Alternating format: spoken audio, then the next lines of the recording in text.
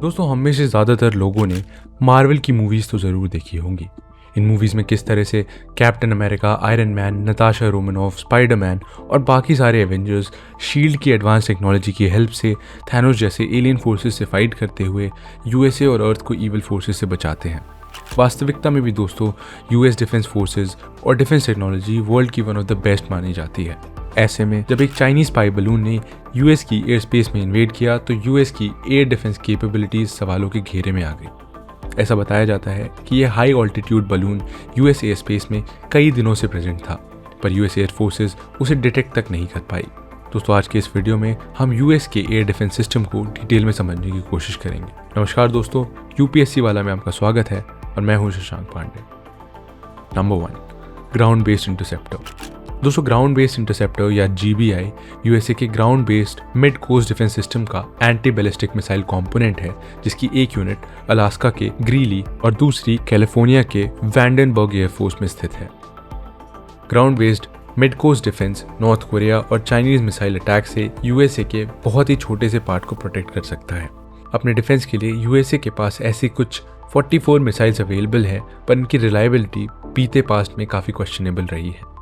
Number 2, terminal high altitude air defence और third एक anti ballistic missile defence system है जो शॉर्ट, मीडियम और इंटरमीडिएट रेंज बैलिस्टिक मिसाइल्स को टर्मिनल फेज में ही इंटरसेप्ट करके शूट डाउन कर देता है। थार्ड कोई वॉरहेड कैरी नहीं करता और इनकमिंग मिसाइल्स को डिस्ट्रॉय करने के लिए अपनी काइनेटिक एनर्जी के इम्पैक्ट पर रिलाई करता है। यूएस ने थार्ड सिस्टम को टेक्सास के फोर्ट ब्लिस, हवाई और गुआम के साथ साउथ कोरिया, सऊदी अरेबिया और यूएई में भी डिप्लॉय कर रखा है। थार्ड के बारे में ये कहा जाता है कि ये पूरे टेरिटोरियल एयर डिफेंस के लिए सूटेबल नहीं है।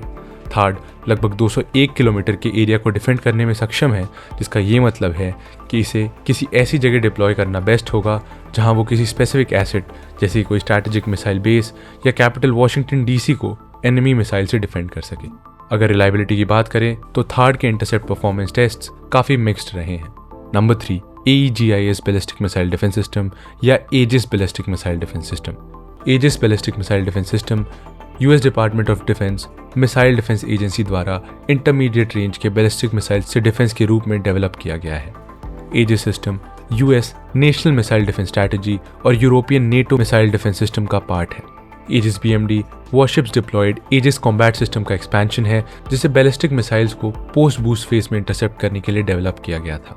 Edges long range ship killer missile जैसे Chinese DF-21D long range carrier killer के अगेंस्ट डेवलप किया गया था। एजिस BMD को टाइकोंडेरोगा क्लास क्रूजर और अर्लाइकबर्ग डिस्ट्रॉयर्स पर माउंट किया गया था, जिसकी डीकमिशनिंग भी अभी रिसेंटली ही प्रेसिडेंट बाइडेन के द्वारा अनाउंस की गई है। यूएस एडमिनिस्ट्रेशन के इस डिसीजन से यूएस की सी में एयर डिफेंस सिग्निफिकेंटली वीक होगी। फिलहाल के इन क्रूजर्स के स्थान पर भी कोई रिप्लेसमेंट मौजूद नहीं है।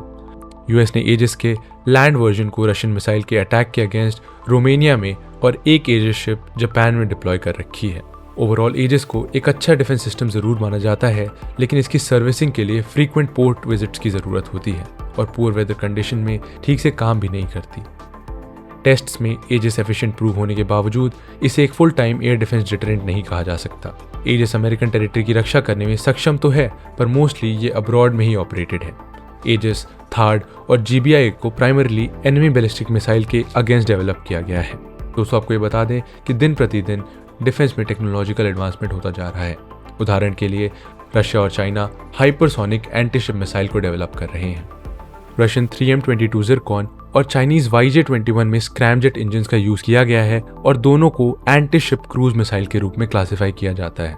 दोस्तों, आप सोच रहे होंगे कि आखिर टेक्नोलॉजिकली इतना एडवांस यूएस जो खुद नेटो को लीड करता है, वो अपने एयर डिफेंस सिस्टम में इतना लापरवाह कैसे हो सकता है। इसका जवाब छुपा हुआ है यूएस की न्यूक्लियर डॉक्ट्रिन में। जी हाँ दोस्तों, यूएस की म्यूचुअली अश्योर्ड डिस्ट्रक्शन डॉक्ट्रिन जो एक्सप्लेन करता है कि अगर कोई तो यूएस उसका मैसिव रिटेलिएशन करेगा, जिसमें न्यूक्लियर अटैक का भी ऑप्शन इंक्लूडेड है। MAD या मैड डॉक्ट्रिन नैश इक्विलिब्रियम के कॉन्सेप्ट पर बेस्ड है, जहां एक स्ट्रॉन्ग रिटेलिएटरी अटैक का थ्रेट दोनों साइड को कॉन्फ्लिक्ट इनिशिएट करने से रोक देता है। एक्सपर्ट्स का ये मानना है कि यूएसए के स्ट्रैटेजिक मिसाइल डिफेंस इंस्टॉलेशन के ऊपर मंडराता हुआ चाइनीज द्वारा भेजा गया स्पाई बलून ये एनालाइज करने के लिए था कि यूएस की डिफेंस कैपेबिलिटीज को न्यूट्रलाइज कैसे किया जा सकता है। 1958 में यूएसए ने नोरैड एग्रीमेंट साइन किया था, जिसे 1981 तक north American air defence command के नाम से भी जाना जाता था। देखा जाए तो यूएसए ने कोल्ड वॉर के बाद से नोरैड के अलावा अपने एयर डिफेंस सिस्टम के लिए ज़्यादा कुछ नहीं किया है। कंक्लूजन, अगर हम यूएसए की एयर डिफेंस को करीब से देखें तो ये पाएंगे कि यूएसए का एयर डिफेंस बहुत ही वीक है। इसके पीछे यूएसए का ये परसेप्शन है कि उसके स्ट्रॉन्ग डिटरेंस को देखते हुए यूएस को कोई इन्वेड करने का सोच भी नहीं सकता। पर रशिया और चाइना की हाइपरसोनिक मिसाइल टेक्नोलॉजीज यूएस के एयर डिफेंस को डिस्ट्रॉय करने की कैपेबिलिटी रखती है, और यदि ऐसा हुआ तो एक्सपर्ट्स मानते हैं कि यूएसए को रिटेलिएट करने का मौका तक नहीं मिलेगा। ऐसे में यूएसए को ज़रूरत है कि फैलेसी परसेप्शन से ऊपर उठकर अपने एयर डिफेंस को सीरियसली सिक्योर करें। आज की इस वीडियो में इतना ही, मिलते हैं आपसे अगले वीडियो में, तब तक के लिए जय हिंद।